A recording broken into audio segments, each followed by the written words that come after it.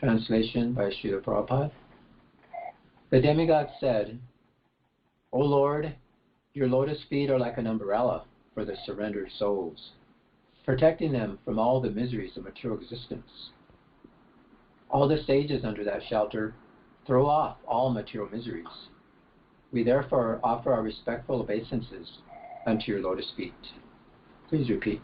The demigods said, The demigods said, O Lord, O Lord, your lotus feet are like an umbrella your lotus feet are like an umbrella for the surrendered souls, for the surrendered souls, protecting them from all the miseries of material existence. protecting them from all the miseries of material existence.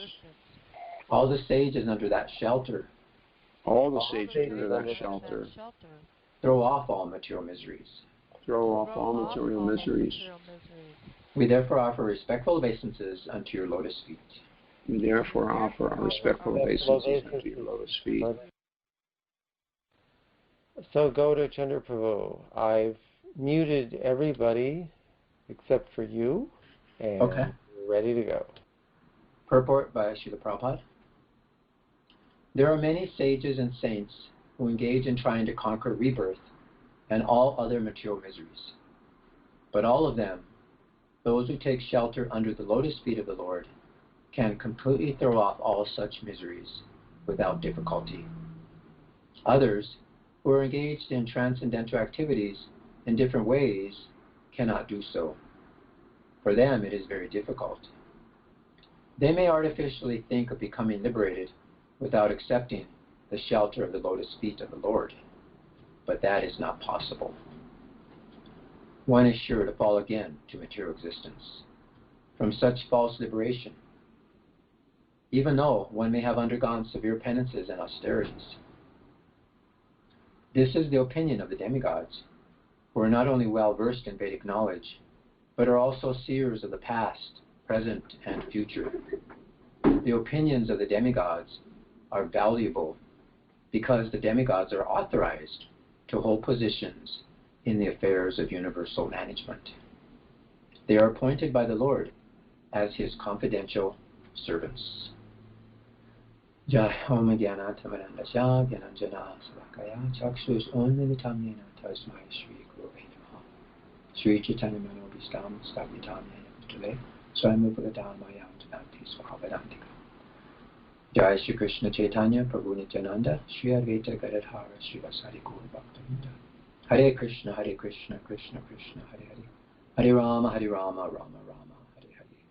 Vanchakalpa Tubhischa Kripa Sindhu Vevacha Patitana Pavanebhyo Vaishnavebhyo Namo Namaha. Jai. So let's do the verse again.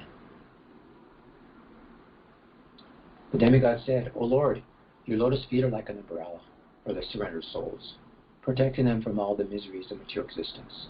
All the sages under that shelter throw up all material miseries. We therefore offer our respectful obeisances unto your lotus feet. What a very important verse, especially in this day and age when, who knows, anything can happen. Just like now, I heard that Hawaii is having much rain, certain parts, flash floods and things like that. So this is where umbrellas come in handy, or some kind of protection that we can get. So this rain, as mentioned in this verse, is like the rain of material miseries. Or it could be the rain of life, actually. Like here in California, we need that rain of life. We're very dry here. So that's the rain of life, nourishment, or the rain of material miseries. It's kind of like the cat, his teeth. The teeth for the rat is terror, but the teeth for the kitten is affection. So in the Srimad Bhagavatam, there's a nice verse by Devahuti, and the translation of that verse is, association to gratify the senses is certainly the path of bondage, but the same type of association performed with a saintly person leads to the path of liberation, even if performed without knowledge. So this is the whole purpose of association, is that some or another, even if a person is ignorant, and he doesn't know who he's associating with, like he can associate with other degraded person, he becomes degraded. And then the result is that he's entangled more into a material existence. And what is that? They try to enjoy food, drink, sex, and so on in so many ways that are not offered to Krishna. But the pure souls, if they give their association, even those same people in the mode of ignorance, they can actually become free. And in two ways, the demigods are described, that they become detached from matter, and then they actually develop love for God. So that's what that love for God is. It's a form of detachment. It shuns all these pursuits other than the attempt to please the superpersonality of Godhead. So here we have so many umbrellas of the material world, and everyone thinks they're unique. Like, here's the yellow one standing out. Oh, I can give you better shelter, or come here, do this, or these different ideas. We're all looking for shelter. Because here in the material world, it's so obvious there's material miseries. We can't get out of these miseries. And here we can see there's so many people offering shelter. Big insurance companies, they're saying, we have umbrella insurance. We cover everything, the home, the car, everything. But this is, all just related to the material, mundane world. But it's not really reality. The only real reality that we can attain is transcendental happiness. And that will free us from all the miseries of this material world. And what are those miseries? They'll be described further in this chapter. Some of the purports Prabhu describe how they arise from the body, mind, other living entities. The atmika, those are the miseries that come from other living entities, body, mentally, things like that. So, and then there's the adibhotika, other living creatures, adidivika, supernatural disturbances, as we're experiencing here, either too hot, too much rain, not enough rain. All these things are going on. So this is the struggle. We're always struggling to get free from these miseries of conditional life. But there's only one way, actually, to be rescued, and that's, as described in this verse, to accept the shelter of the lotus feet of the Supreme Personality of Godhead. So it's nice how this is always tied in with the saintly devotees. It's also described that the saintly devotees are also, we should take shelter. There's a nice verse that in all circumstances one should approach saintly persons. Even if one receives no teachings, spontaneous dialogue with them imparts valuable lessons. When one approaches persons who have real knowledge, emptiness overflows with fullness, death becomes immortal nectar, and disasters can seem like good fortune. So this is the power of association of saintly persons. So as described in these next verses, it talks about this lotus flower and how it's very beautiful. Actually, the lotus flower is the most beautiful thing. It's actually the last beauty, or the last word of beauty. And that's why it describes the Krishna's transcendental bodily parts. Because in the material world, the lotus flower is very, very beautiful. And it's the last word of beauty. So in the same way, the most beautiful thing in this world is the Vedas, Bhagavad Gita, Srimad Bhagavatam. And that's because Krishna is imparting knowledge of himself. And the Paramahamsas, the swan-like people, they actually make a nest in his lotus feet and his lotus face. And that's how they reach, which can be reached. These are Vedic wisdom, is like the wings that can bring us to Krishna's lotus feet or lotus face. And it's very nice how this Paramahamsa is described in the first canto by Kunti Devi. And she says that you are meant to be understood by the Paramahamsas. That's very important. Paramahamsa means a swan, the perfect swan. And he's very expert in separating water that's mixed in with milk. And what he will do is take the milk and leave aside the water. So similar in this material world, there's two natures. And that's the inferior nature and the superior nature. And we have to be interested in that. The superior nature means spiritual life.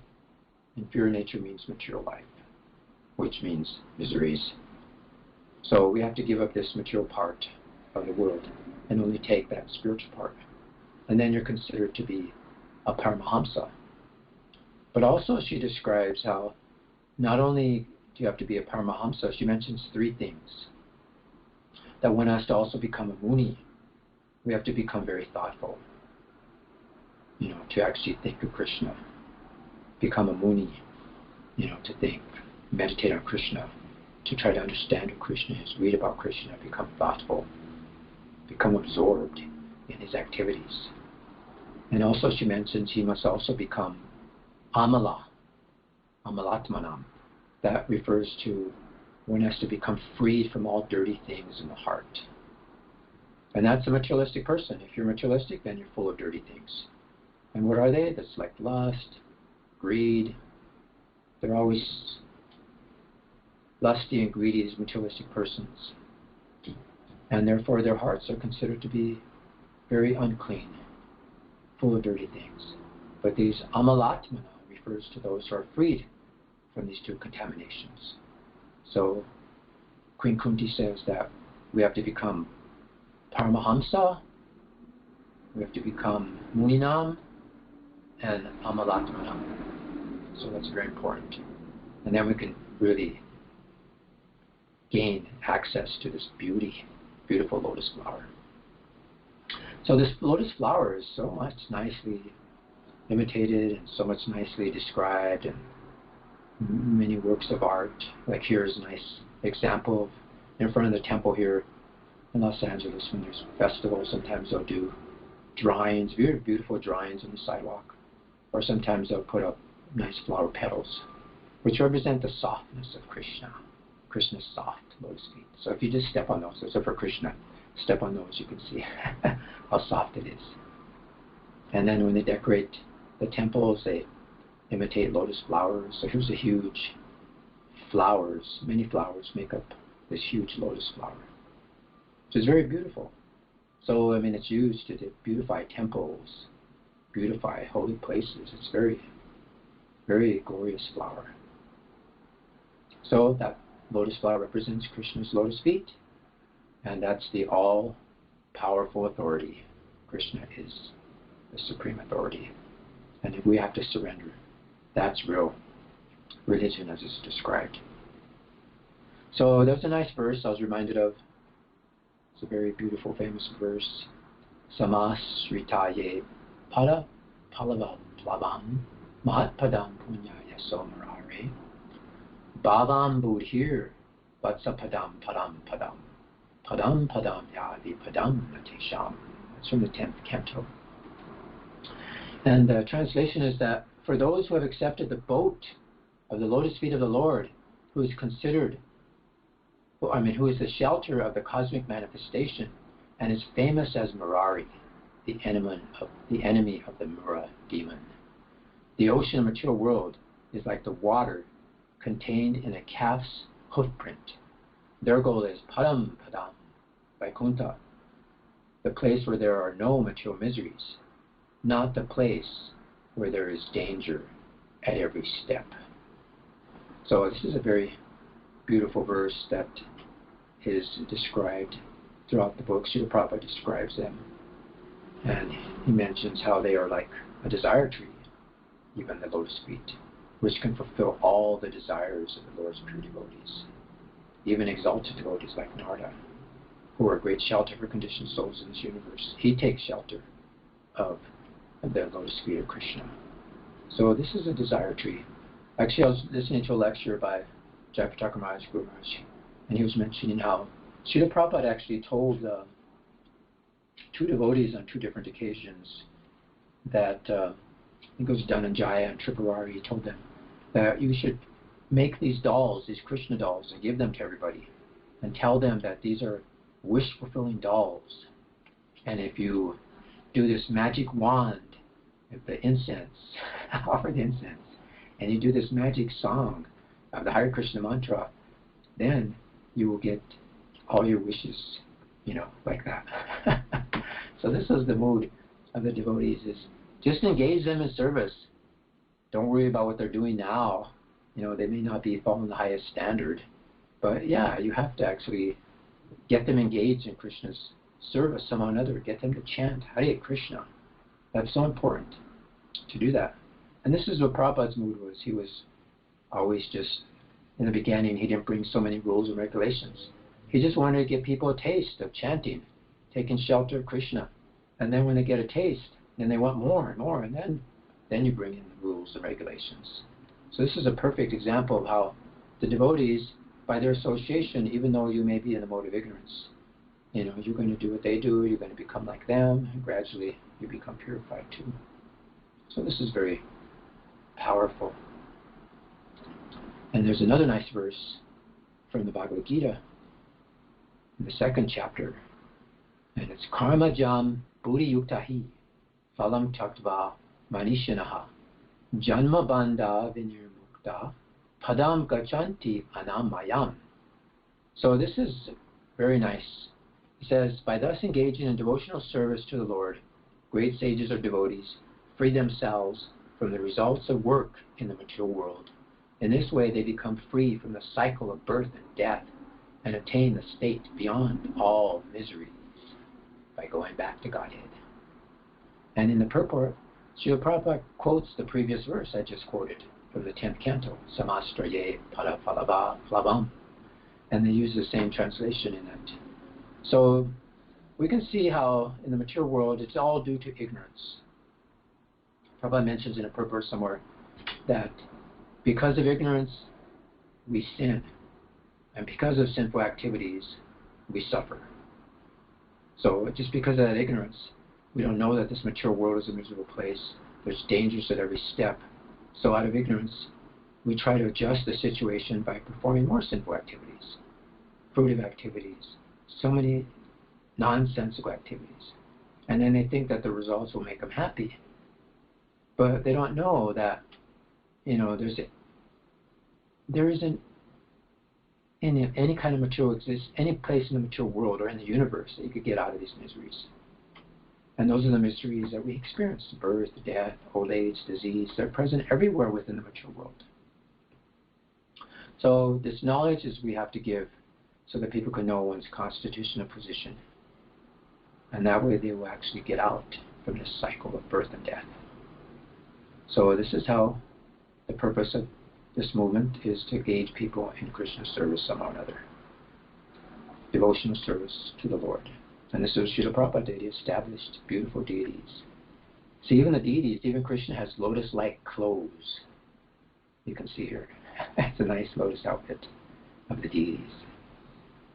So this is even the lotus dress of Krishna. So it's very beautiful.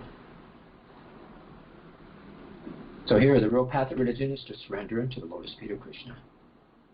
And this is where the enemy of the demon, Madhu, it's where Krishna kills those demons.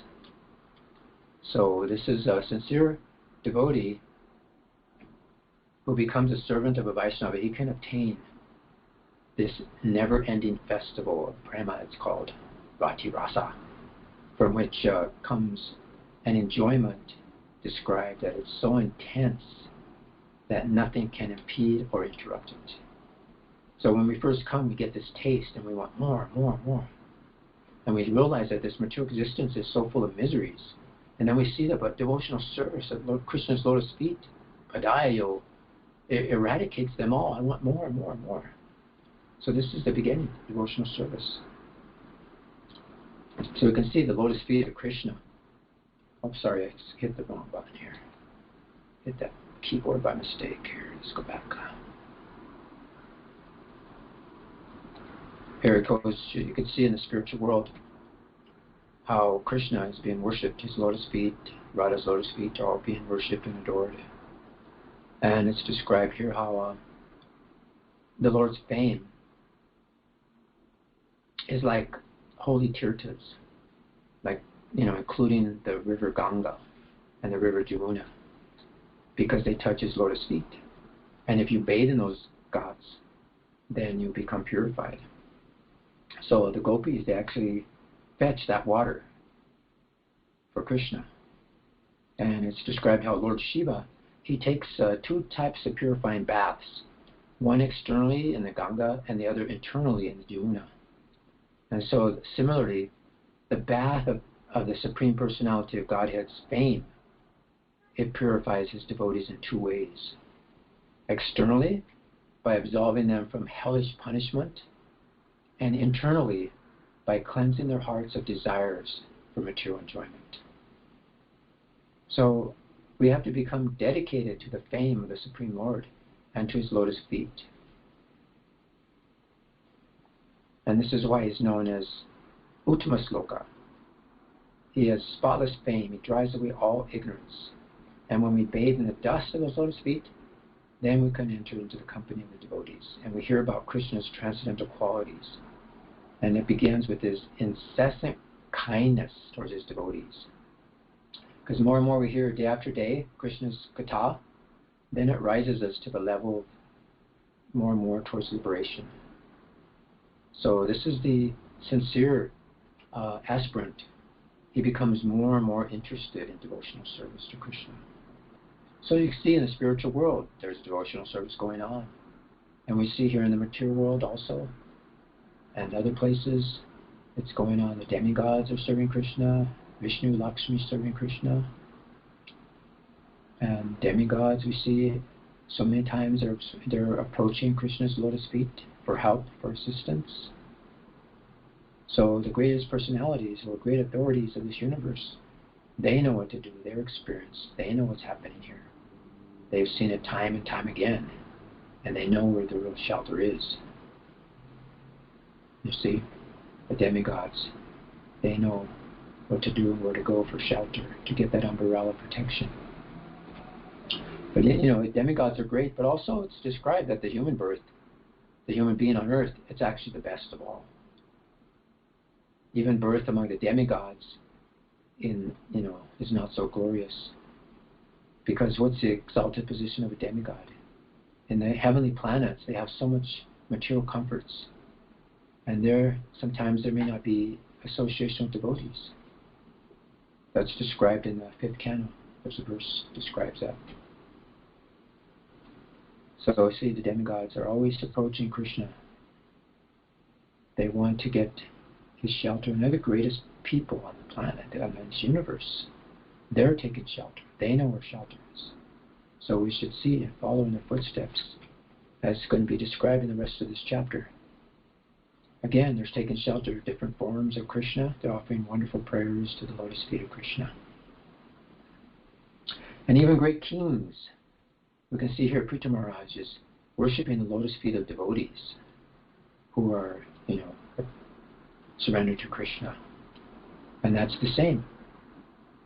So this is the human life, is that we have to take shelter and fulfill our human life, not the demands of the body like an animal life, but fulfilling the mission of the human spirit.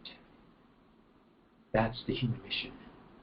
Not to become like animals and try to enjoy here in a place of misery, but actually fulfilling of the human mission, or fulfilling the mission of the spirit soul is the human mission.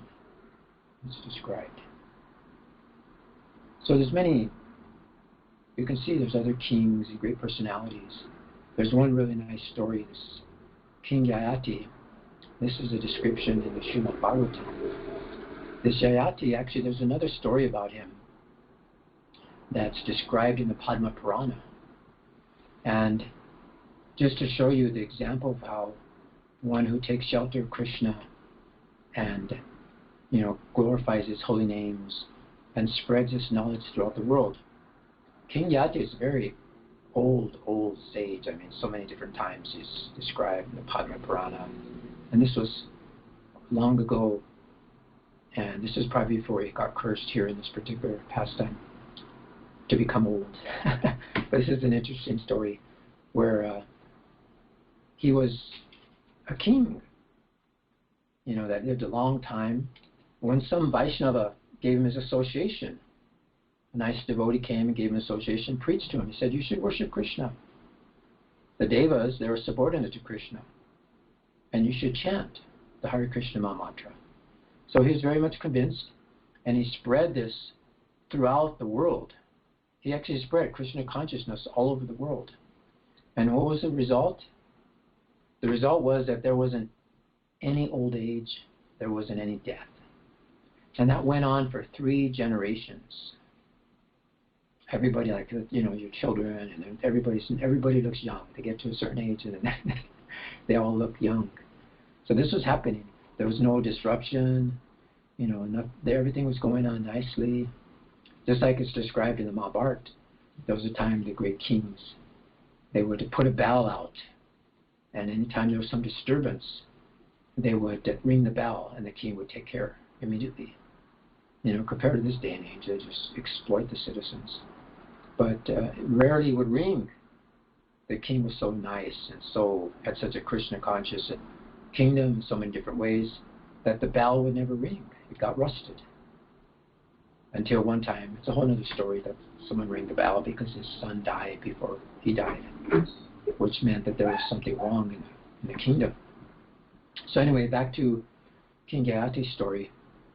You know, he was the whole world. He spread Krishna consciousness, and you know, it was like amazing what was going on. And Indra went to check things out, and he became upset. Of course, we know the demigods, they have their service, you know, they have their ideas, they want to control in different ways. So anyway, sometimes they want it their way. It's like, you know, sometimes you get some managers, it's my way or the highway. So Indra's coming to check out what's going on, and he goes, what do you think this is? He took a universal tour, you know. He goes, you know, this is not Vaikuntha. And he went to the hellish regions, and he went to see what's going on there, and the Yamadutas were there. They were just completely spaced out. You can see here, Yamadutas come. They have engagement, and they're all bored.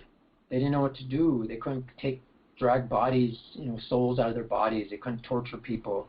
And they said, this is so boring, you know, so we have to do something about it. So Indra said, okay, let's make this King Yayati fall down. You know, we'll make him fall down. And so he sent the Apsaras down to make him fall down. So the Apsaras actually went, and they tried to do it. And they went back to Indra and they said, no, we can't do it. I mean, he's a well-situated grihasta. He's very satisfied, you know, and he's, you know, doing very, very nicely. He can't even get in sideways. So, you know, I mean, there's so many great sages like Vishwamitra, you know, he was meditating for thousands of years, and yet he heard some ankle bells and he fell down, you know. And we read about so many great sages, and Indra's so upset. He says, what do you mean you make great sages fall down? You can't even make this simple king fall down? No, he's like really Krishna conscious. He's always chanting this mantra, and he's performing devotional service, and, you know, he just can't do anything. So he said, somehow we have to do it. He got really upset with them, and they said, you must do it. Go. Figure it out.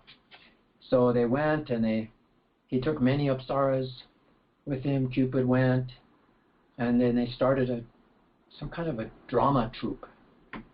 And they would go around, and of course in his kingdom you couldn't do any drama unless it was Krishna conscious. So they started doing these Krishna conscious dramas, and it's for years they were doing these things. So then they started to get well established, and you know, they got an opportunity to perform for the king, and this is what they wanted. So Cupid was saying that, you know, we gain the king's confidence now. So now is our chance. So today is the day, and this timing is essential. So he said, what we have to do is when we do the drama, one of you is going to offend Krishna. You're going to do a Krishna aparad. And then at that time, the king is going to be shocked.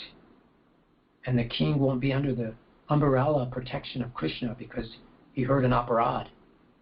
But immediately he's going to pray back to Krishna for forgiveness and like that. So you have to, as soon as that happens, and the king is shocked, I want one of you Apsaras to expose yourself before the king. And then right at that time, I'm going to shoot my arrow at the king. And then he will fall down. So this is what they did. They performed the drama, and the king was watching, and they made an offense to Krishna, and the king was shocked. how can this be? Krishna, Krishna. And right in that time, the Apsara exposed herself, and the Cupids shot all his god at the king. And the king, because he had that thought, he had one thought, then he actually lost some of his years of his life. He actually aged like 20 or 30 years. But then he caught himself, and then he went back. He became Krishna conscious again. So this is what happened. They went back to Indra. They had to leave that place quickly because, they were afraid. So they went back to Indra, and Indra said, "What happened? Did you make him fall down?" And they said, "Well, we got him to age 20 or 30 years, but then he chanted the mantra again, and now he's Krishna conscious again." And they said, "What?" So it's a long story. I don't know the rest of the story, but anyway, this is a very exemplary thing about how we actually lose the umbrella shelter of Krishna if we hear aparad, if we hear offensive blasphemy of devotees in so many different ways like that. It's very offensive. Then we lose the umbrella of Krishna's shelter, just as this king did for a moment, for a second, and he aged 20 to 30 years. So we have to always keep ourselves in Krishna consciousness. Don't listen to, rumors and offensive natures, aparads. It's otherwise we lose that umbrella protection. So just like once we're always with Krishna, we'll be protected. Just like Arjuna in the battle of Kurukshetra, I heard that at the end of the battle, Krishna told Arjuna to get off first. So he did, and then Krishna got off. And as soon as Krishna got off, the chariot exploded. And Arjuna said, what happened? Why did you have me get off first? He said, because, I was protecting you. You were under my protection. There was infallible curses, infallible weapons that were shot at the chariot, or shot at you, and they didn't have any effect because Krishna was like his umbrella. Until Krishna left that chariot, then they had to, because you're infallible, they had to actually, have some result. And just like now we're reading the Srimad Bhagavatam, 9th canto of the story of Lord Ram, where Sita was protected by Lakshman.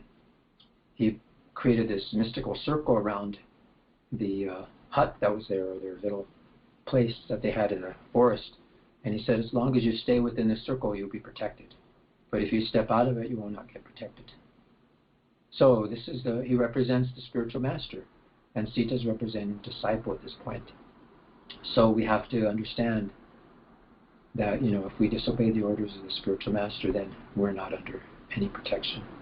Just like Sita also left the circle and was tricked by Ravana, and then she was captured. So we have to be protected like that.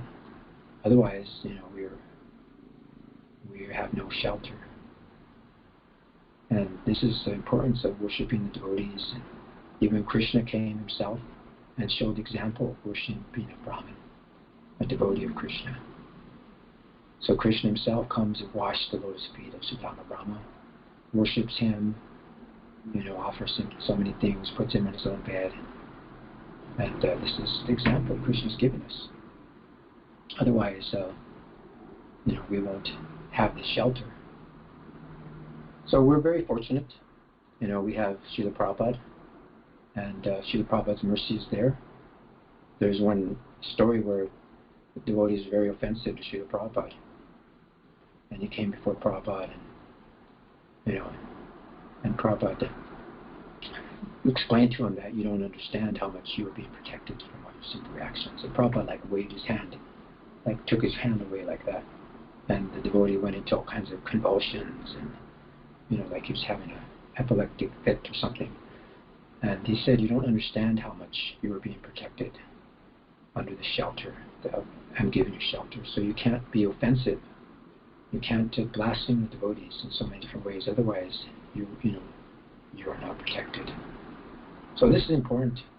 Even Dhruva Maharaj prays how, there in the 4th canto, there's a nice verse that says, O unlimited Lord, kindly bless me so that I may associate with great devotees, who engage in your transcendental loving service constantly.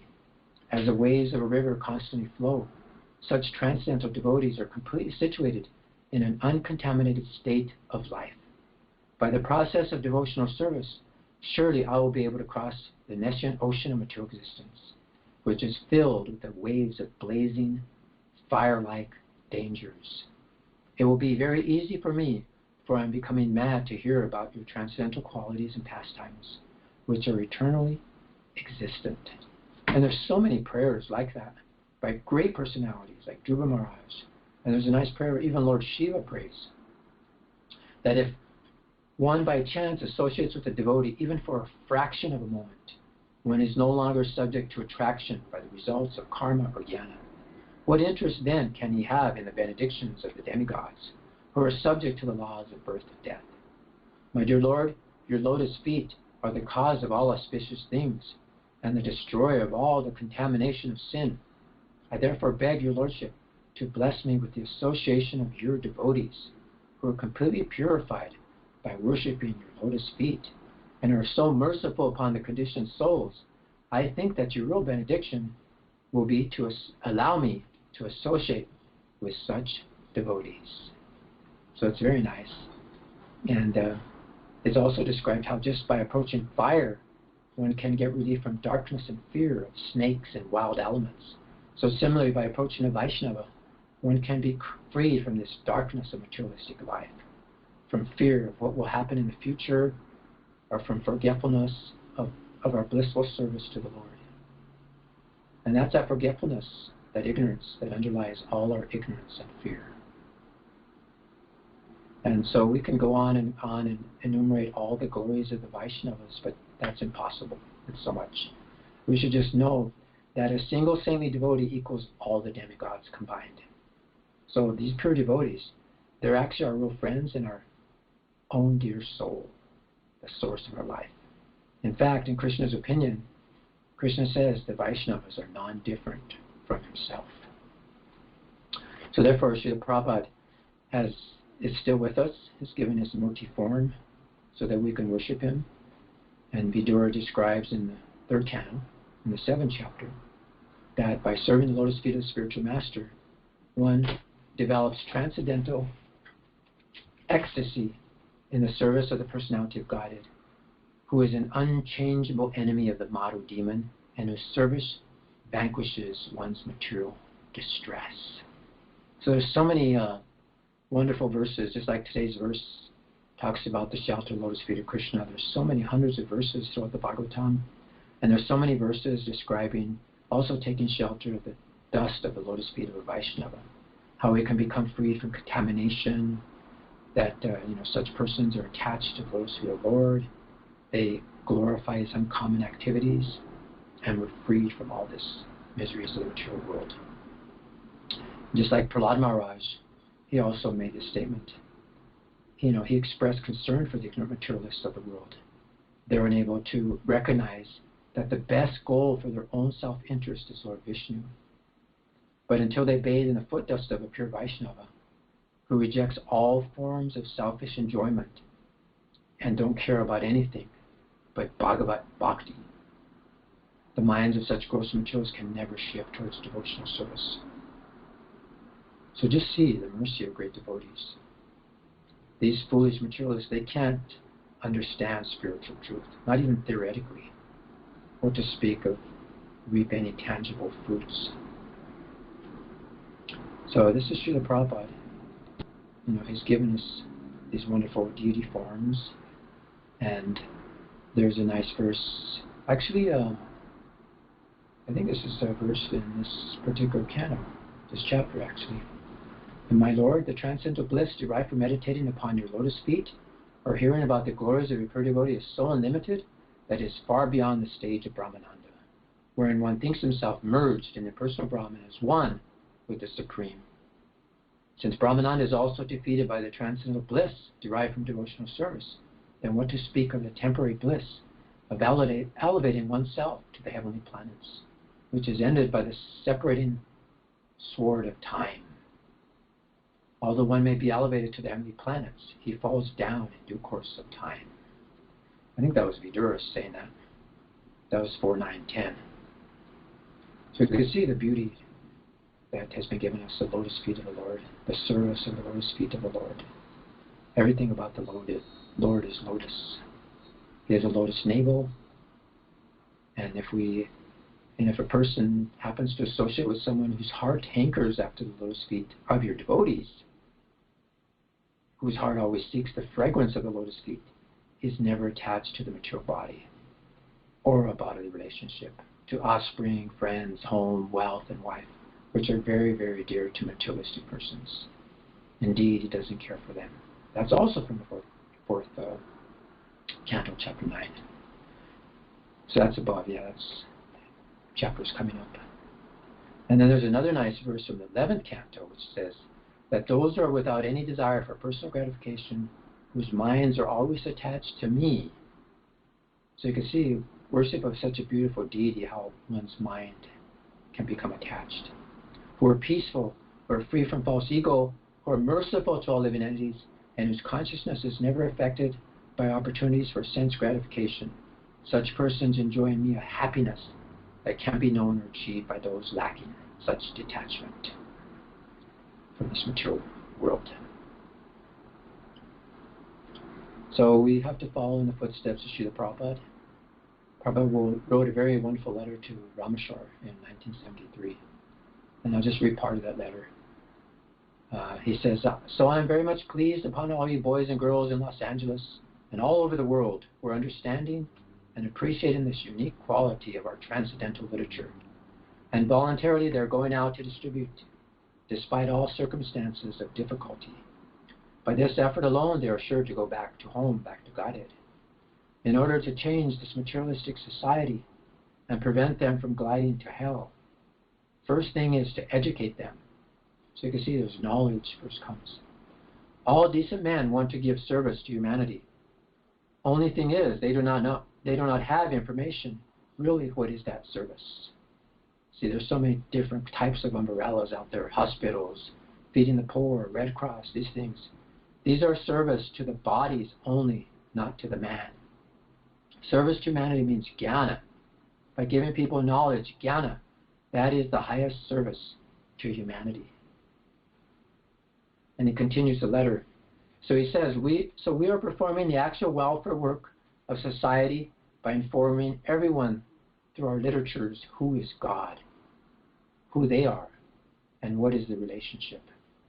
In this way, everyone who hears our message gets the opportunity to fulfill his actual position as human entity and become delivered from the clutches of Maya. So you may understand it that by disseminating our Krishna consciousness propaganda anywhere and everywhere, by selling books, by making publicity, newspapers, television, so many ways there are to spread Krishna consciousness information. You may know it that by utilizing our energy in this way to give everyone access to the absolute truth, that is a real understanding of desire to serve humanity. Understanding is one thing, and practical application of that understanding is another. But as devotees of Krishna, being engaged in the practical work of spreading Krishna consciousness, that is already the highest realization. That's all right. That is our real mission, to deliver the world by preaching Krishna's message to others. But even higher realization, the highest realization, is to save oneself. And then as he ends his letter, hoping this meets you in good health. A.C. Bhaktivedanta Swami Prabhupada. So this is what Prabhupada did. He really gave the shelter, the umbrella for this world, for the entire planet. And it's so wonderful. He's given us the shelter of the lotus feet of Krishna. And there's a nice, for the 9 Yogendras, Sri Havi, he mentions that the Supreme Personality of God is so kind to the conditioned souls that if they call upon him by speaking his holy name, even unintentionally or unwillingly, the Lord is inclined to destroy innumerable sinful reactions in their hearts.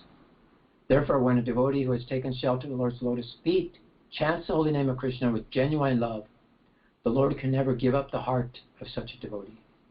One who has thus bound the Supreme Lord within his heart with the ropes of love is to be known as Bhagavat Pradhan, the most exalted devotee of the Lord. That's from the 11th canto, chapter 2, text 55. So this is the great opportunity we have, and the great association that we've had. That we have, actually, with all the devotees and Srila Prabhupada, the service, the devotional service. And then we end up in the spiritual world. So we see Gopa Kumar, he entered the spiritual world, and Krishna fell unconscious. He was so happy. And then Gopa Kumar, he actually put his head on the lotus feet of Krishna, and there he confirmed that actually, yes, Krishna's lotus feet are soft like lotus petals. So in the same way, we must go there and confirm also that Krishna's lotus feet are soft like lotus petals. Jai. Hare Krishna. So I'd like to end there, and if there's any comments or questions, you can entertain them now.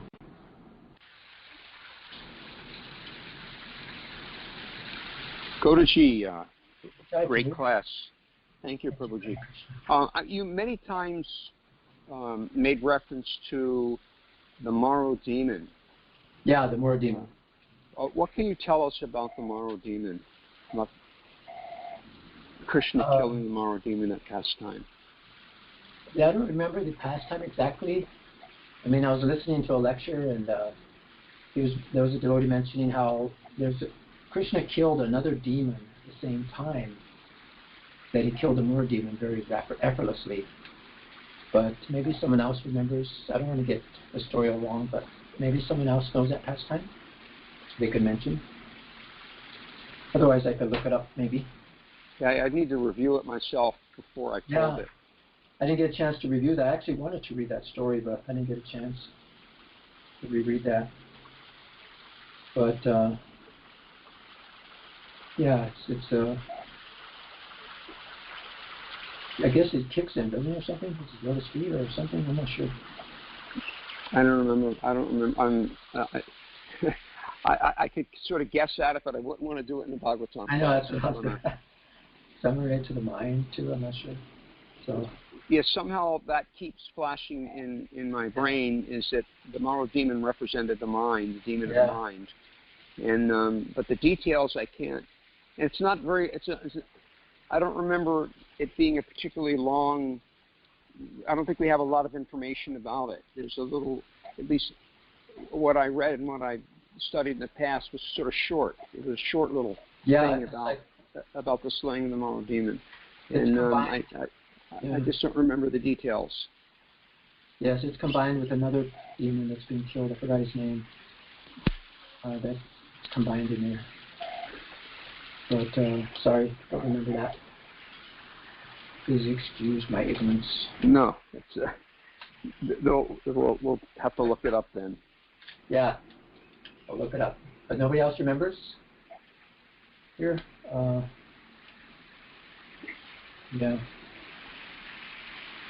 Very nice, yeah. I was listening to a lecture, Paladananda Swami was talking about it. He knows all those pastimes of the Krishna book, demons. He probably knows the whole Krishna book by heart. But he was mentioning that. That's where I got that. And then it's quoted also in the verses, so it's very nice. Nicely described. But maybe somebody's looked it up already. Madan Mohan's like the fastest research guy. Madan, you with us? Maybe doesn't have access to all of this. Yeah. Don't have access sitting outside using my phone. Oh, yeah, okay. So that's what I'm doing. I'm sitting on a bench outside. It's finished feeding the fish. Yeah. I like that the visual that you showed of all the umbrellas, and the one was a different color. Yeah. And it seems like everyone is looking for different shelters in this world, and there's so many different shelters. And the shelter of the body, the shelter of our country, the shelter of physicians, the shelter of just so many umbrellas out there, but they all leak. But then when we think there's that one yellow one. We're all looking for that one there. Everyone's claiming to have this one yellow umbrella. We rush there, but then we find out that one leaks.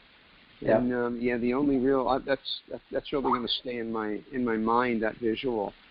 That the only real shelter is the shelter of Krishna's lotus feet. And that image is actually from an insurance company. Giving their umbrella insurance. They're faulty insurance, fallible insurance. Sometimes we use the word fallible soldiers in a similar context. Exactly. Haribo. Hare Krishna. Here's the story, the Mura demon. Oh, great. Read it. The story of Bhaumasura, how he kidnapped and made captive 16,000 princesses by collecting them from the palaces of various kings, and how he was killed by Krishna, the Supreme Lord of wonderful character, is all described by Sukadeva Goswami to King Parikshit in the Srimad Bhagavatam. Generally, the demons are always against the demigods. The demon Bhaumasura, having become very powerful, took by force the umbrella from the throne of the demigod Varuna. He also took the earrings of Aditi, the mother of the demigods. He conquered a portion of heavenly Mount Meru and occupied the portion which was known as Mani Parvata. The king of the heavenly planets, Indra, therefore came to Dwarka to complain about Bhaumasura before Lord Krishna. Hearing this complaint by Indra, the king of heaven, Lord Krishna, accompanied by his wife Satyabhama, immediately started for the abode of Bhaumasura. Both of them rode on the back of Garuda, who flew them to Pragjotishapura, the capital city of Bhaumasura. It was not a very easy task to enter the city of Pragjotishapura because it was very well fortified.